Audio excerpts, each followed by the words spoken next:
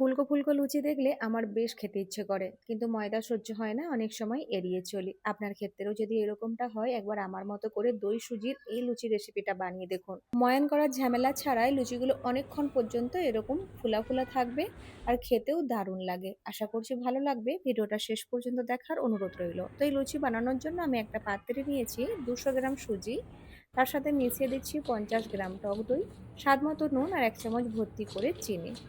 এখন সবকিছুকে ভালো করে মিশিয়ে নিচ্ছি, আর খেয়াল রাখবেন সরু দানা সুজি ব্যবহার করতে হবে। সবকিছুকে ভালো করে মিশিয়ে নিয়ে এখন অল্প অল্প করে জল দিয়ে একটা নরম করে ডো তৈরি করব, যাতে সুজিগুলো ভালো করে ভিজতে পারে।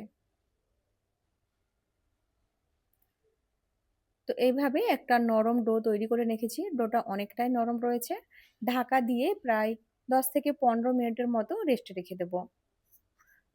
তো প্রায় 10 থেকে 15 মিনিট পর ঢাকনাটা সরিয়ে দিচ্ছি, আর সুজিটা একবার চেক করে নিচ্ছি। দেখুন খুব সুন্দরভাবে ভিজে গেছে। এইভাবে হাত দিয়ে বেশ ভালোভাবে ম্যাশ হয়ে যাচ্ছে। এখন এর মধ্যে মিশিয়ে দিচ্ছি আটা। তো যতটা সুজি নিয়েছিলাম ঠিক তার অর্ধেক আটা নিয়েছি, তবে আটাটা একসাথে অ্যাড করব না, অল্প অল্প করে প্রয়োজনে অ্যাড করব। তো দেখতেই পাচ্ছেন আটা মিশিয়ে এরকম একটা মিডিয়াম সফট ডো তৈরি করে নিয়েছি, আর সব আটাটা লাগেনি, অল্প একটু বেঁচে গেছে। এখন হাতের মধ্যে 1 টেবিল চামচের মতো রিফাইন্ড তেল নিয়ে ডোয়ের মধ্যে ভালো করে লাগিয়ে 2 মিনিটের মতো স্মুথে নেব। এতে করে ডোটা বেশ মোলায়েমও হয়ে যাবে, আর হাতের মধ্যে একটুও লেগেও যাবে না। তো ডোটা এখন রেডি হয়ে গেছে। এখন আর 2 মিনিট একটু রোল করে নিয়ে ছোট ছোট করে লেচি কেটে নিচ্ছি। তো ময়দার লুচির তুলনায় লেচিগুলোকে একটু বড় করে রাখছি, যেহেতু ময়দার লুচির মতো একদম পাতলা করে এই লুচিগুলো বেলতে হবে না।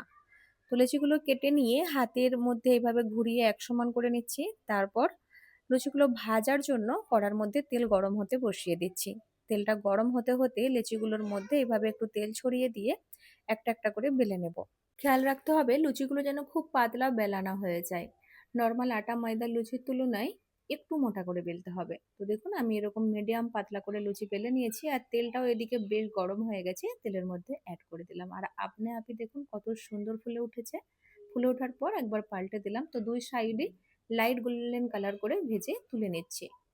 তো এভাবেই সেম প্রসেসে লুচি বেলে আমি বাকিগুলোও ভেজে নেব। তবে লুচি ভাজার সময় খেয়াল রাখবেন তেলের টেম্পারেচার যেন ঠিকঠাক থাকে। হালকা গরম তেলে লুচি অ্যাড করে দিলে লুচি ফুলবে না, আবার তেল শুষে নেবে। আবার তেলের টেম্পারেচার যদি বেশি থাকে, দেওয়ার সাথে সাথে লাল হয়ে যাবে, ভালো করে ভাজা হবে না। এইভাবে বাকি সব লুচিগুলো ভেজে রেডি করে নিচ্ছি। আর এরকম ফুলকো ফুলকো লুচি গরম গরম আমি 2-4টে এমনিও খেয়ে নিতে পারি। তবে আজ পরিবেশন করেছি মাখমালি পনিরের সাথে।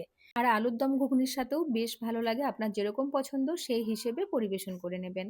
তো আজকে দই সুজির লুচি যদি একটুও ভালো লেগে থাকে, ভিডিওটিকে লাইক শেয়ার করার অনুরোধ রইল, আর বাড়িতে অবশ্যই একবার এভাবে বানিয়ে দেখবেন। ফিরে আসবো আবার নতুন রেসিপির সাথে।